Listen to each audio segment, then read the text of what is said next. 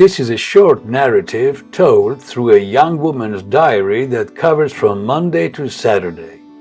For each day, there is a related short vocabulary quiz, 6 in total. Notice that many common phrasal verbs are used by the narrator.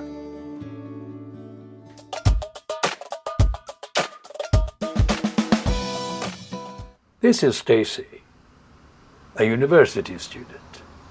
She keeps a diary and records what she does every day of the week, except Sunday, when she gives it a break and catches up with her studies.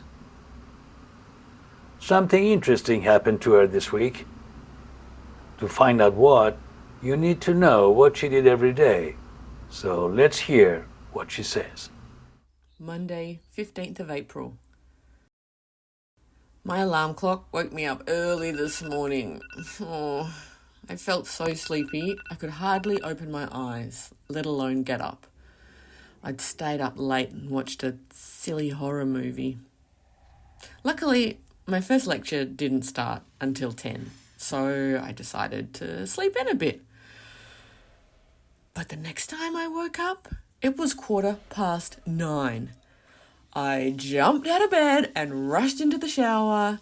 I didn't have time to eat, and being in such a rush, I put on my new shirt super hurriedly and had no idea the price tag was sticking out of the back of my collar all day, showing the 90% off I'd got on special. That explains the funny looks and giggles I was getting here and there. Anyway, the rest of the day was dreadful. Everyone else seemed okay, but I was tired, hungry, irritable, and could hardly pay attention to the lecture. I was just dying to get back home all day and for the ordeal to be over. But guess what? I also got home late.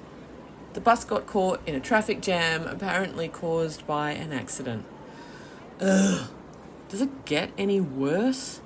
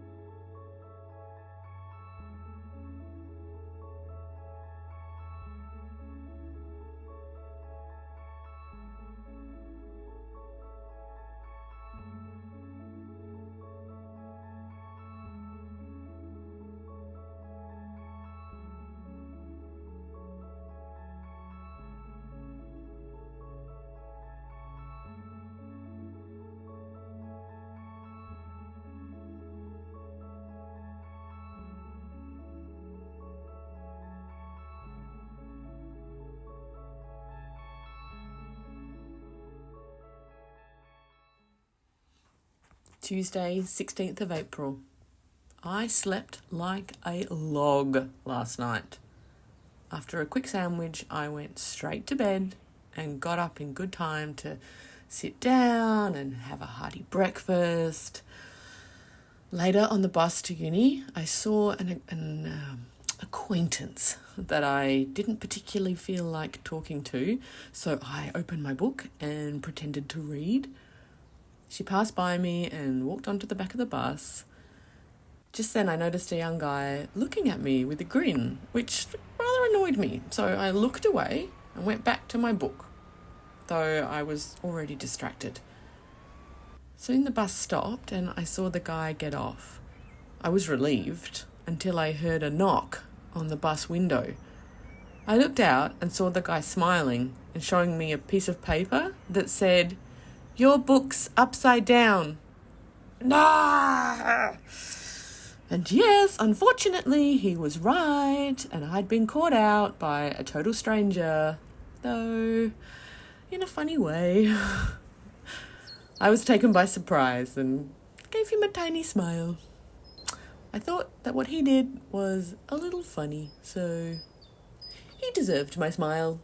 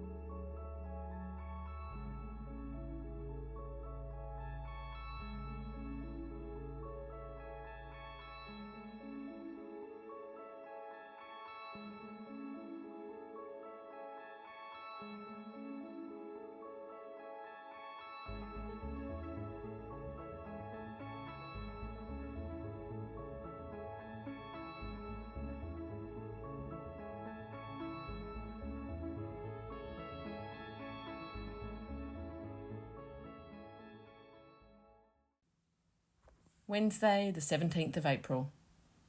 I had no lecture today, so I was hanging out at home, listening to music, when suddenly my phone rang and put an end to my daydreaming about the future. It was my brother asking me for some money. He always does that when he runs out of his allowance. I hardly had any for myself, so I told him to buzz off. After he hung up, I went to the kitchen to get something to munch on. Just then my phone rang again. It was Fred, a guy I'd recently met through a relative. A polite, quiet guy with a nice smile. He asked me to go for a drive, and I did. I had no idea a guy like him could drive like that. He drove so fast, round and round, a roundabout, so many times. I was actually kind of enjoying the thrill until I felt a little dizzy and sick and nearly threw up in the car. I shouted to him to cut it out, which he did straight away.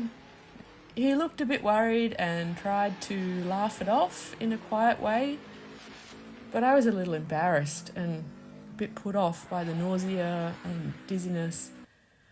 So he drove me back home, but this time it was a smooth ride. Turns out, he's a race driver and obviously wanted to impress me. He assured me he was in full control of his vehicle and he was sure it was totally safe. Well, anyway, he's a nice guy and I had fun, after all.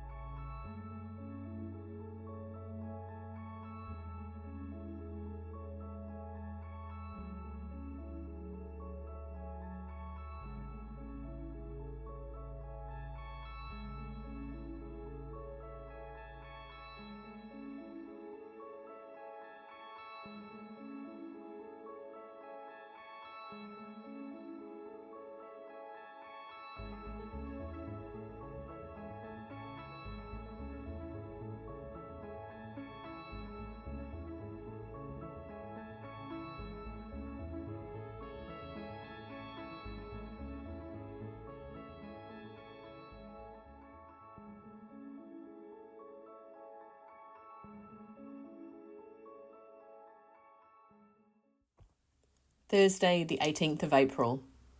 My classmate Stella asked me to go out with her in the evening, which was so nice. She also keeps a diary. We went to a nice restaurant next to a lake.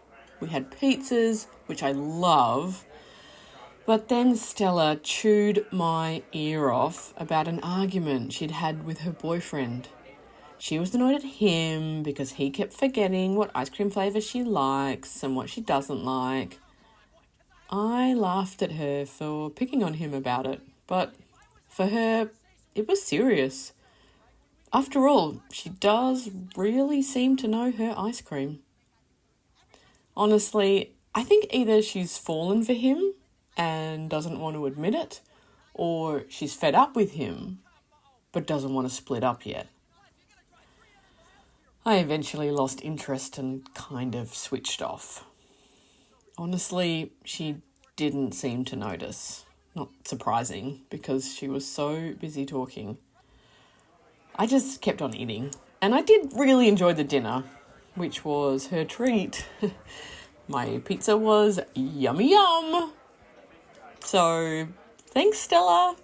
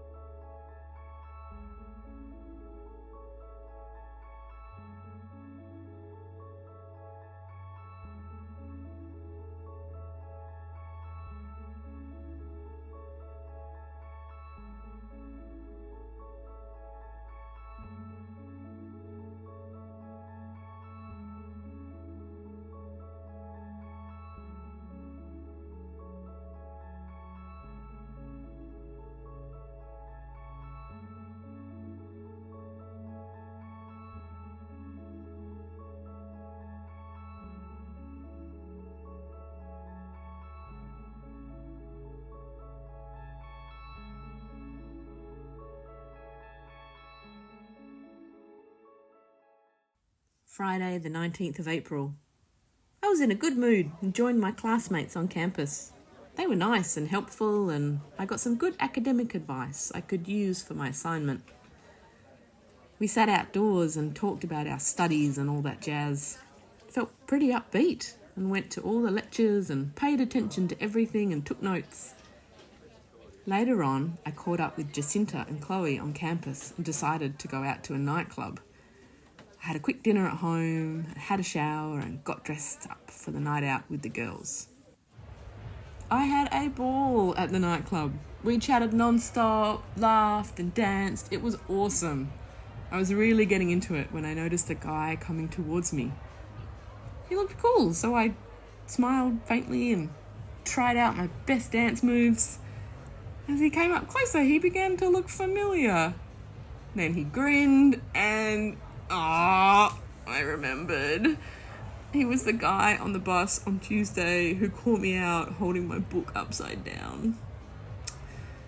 As he started to dance, he asked me whether I'd finished reading the book. He was actually rubbing it in. But actually, I didn't mind. I might have said something similar myself if the shoe had been on the other foot. But anyway, I turned to my friends and ignored him for a few seconds.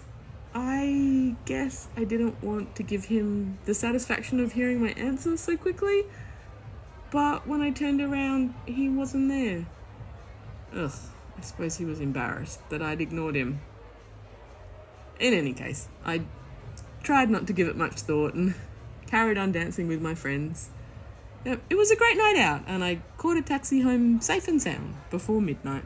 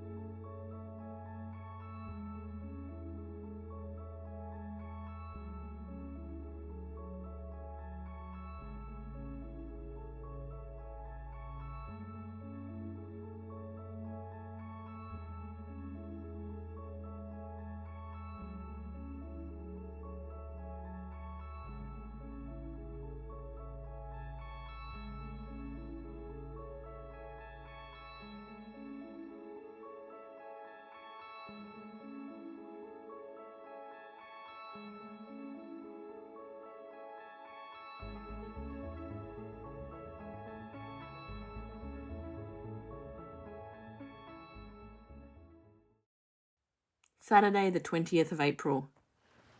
I really enjoyed going to the beach with a couple of good friends, Rebecca and Rihanna.